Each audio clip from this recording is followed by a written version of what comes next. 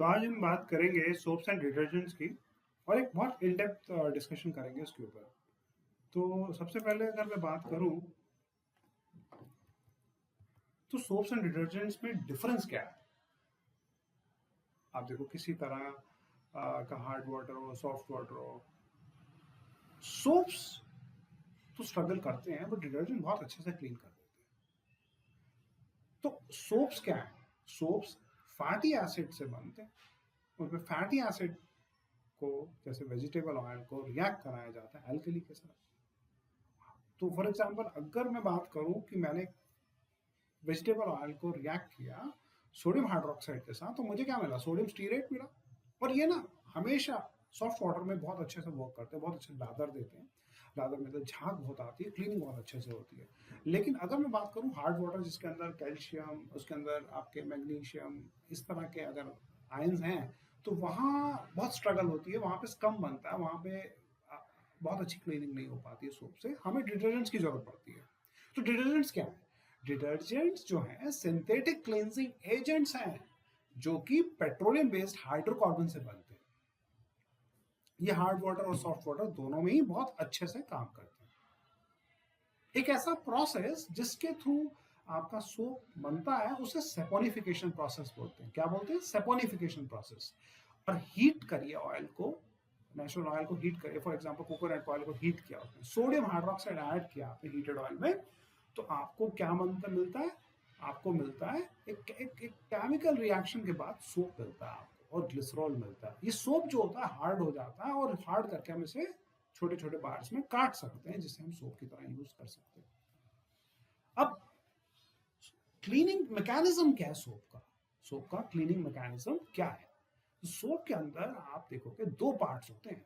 तो एक hydrophilic head होता है जिसे वाटर अट्रैक्टिंग बोलते हैं, और एक हाइड्रोफोबिक जो कि वाटर रिपेलिंग होता है जिसे ऑयल अट्रैक्टिंग भी बोलते हैं। अब इन दोनों की बहुत इंपॉर्टेंस है कि मिसल जब फॉर्म होता है, सिर्फ मिसल कब फॉर्म होता है? मिसल कब फॉर्म होता है? जब सोप मॉलिक्यूल सराउंड करता है ग्रीस पार्टिकल्स को। सोप मॉलिक्यूल ग्रीस पार्टिकल को सराउंड करता है, फॉर्मिंग मिसल्स। मिसल्स बनने शुरू हो जाते हैं यहाँ पे। तो ग्रीस को कैप्चर कर लेते हैं। जो हाइड्रोफोबिक एंड है जो कि वाटर रिपेलिंग है वो, लेकिन ऑयल अट्रैक्टिंग तो है ना, जो डर्ट ग्राइम को अट्रैक्ट की तरफ अट्रैक्ट होता है, उसे सराउंड कर देता है और उसको ट्रैप कर लेता है। डर्ट को ट्रैप करने के बाद, लेकिन जुड़ा तो किसके साथ है? हेड के साथ जुड़ा हुआ टेल। तो जो हाइड्रोफिलिक है, जो जो वाटर अट्रैक्टिंग है ना, वाटर अट्रैक्टिंग है, वो क्या करता है? रिंस के वक्त जो पूरे स्ट्रक्चर को पुल कर लेता है, जिससे कि आपकी जो डर्ट है वो निकल जाती है और आपका स्टेन जो है वो रिमूव हो जाता है। इस तरह से जो सोप है वो क्लीनिंग करता है। अब डिटर्जेंट्स और सोप की अगर हम कंपैरिजन करें हार्ड वाटर में, तो कौन ज्यादा सक्सेसफुल है? देखिए, सोप जो है हार्ड वाटर में बहुत स्ट्रगल करता है।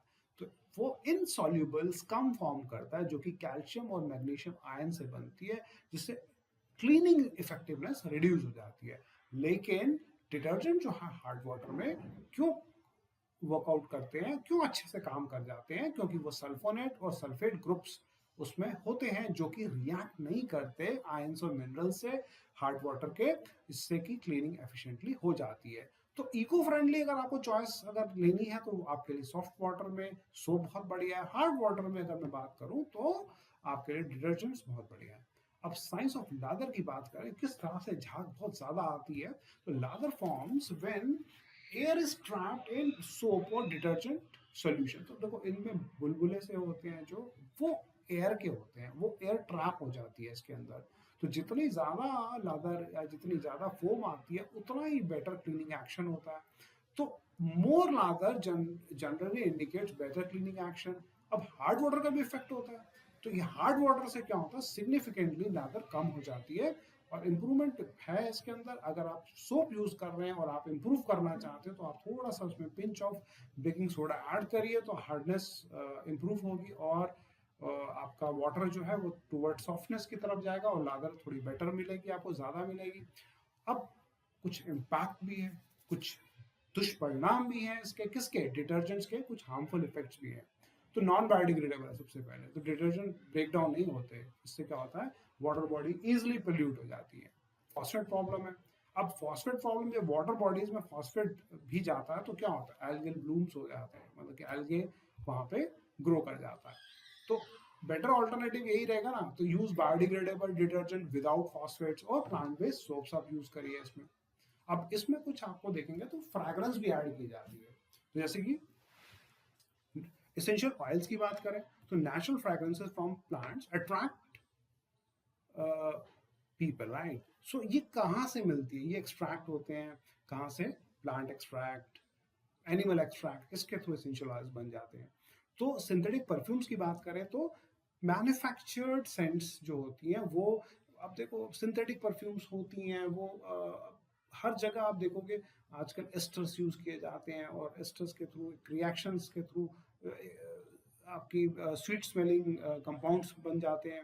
इस तरह से आप देखो ये सारे फ्रैग्रेंस जो होती है ये ऐड की जाती है सोप्स के अंदर, जिससे आपका सोप जो है वो ज़्यादा क्या हो जाता है, सेल आउट भी होता है, क्योंकि लोगों को पसंद आता है ना। अब लग्जरी एडिशन में जितना अच्छी खुशबू है उतना ज़्यादा सोप बिकता है।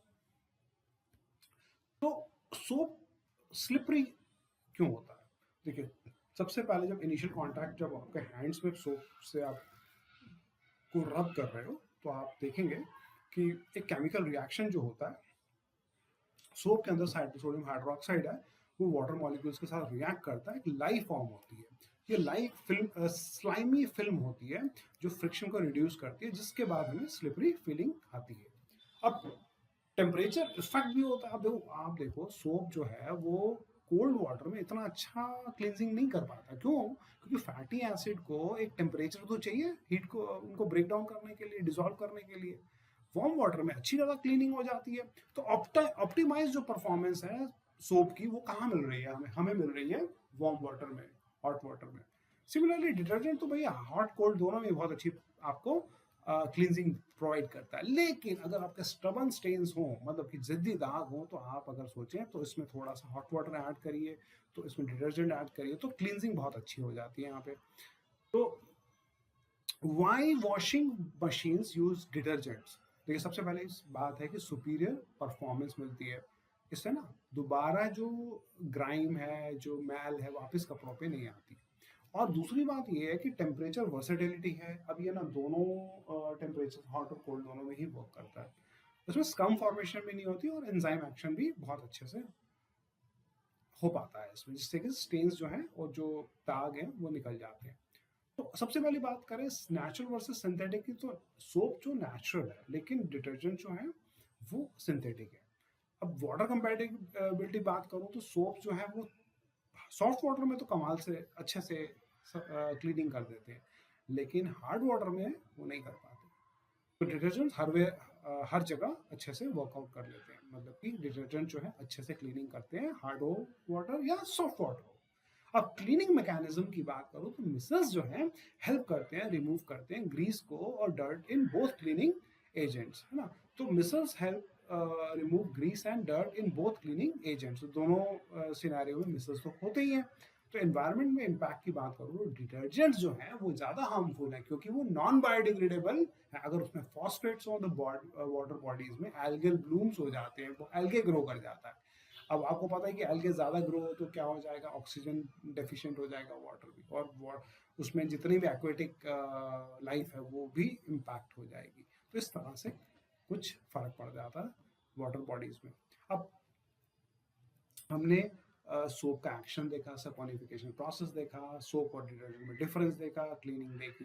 तो इतनी चीज़ें हम लोगों ने आज देखी। तो केमिस्ट्री में बहुत सारी चीज़ें जो हमारी लाइफ को, डे टू डे लाइफ को टच करती हैं, और हमारे हमारे आसपास की केमिस्ट्री बहुत एक्साइटिंग है, बहुत इंटरेस्टिंग है। इसको इंटरेस्टिंग वे में पढ़ने के लिए जुड़े रहें, और बहुत जल्दी हम नए टॉपिक के साथ आपसे मिलते हैं। Thank you.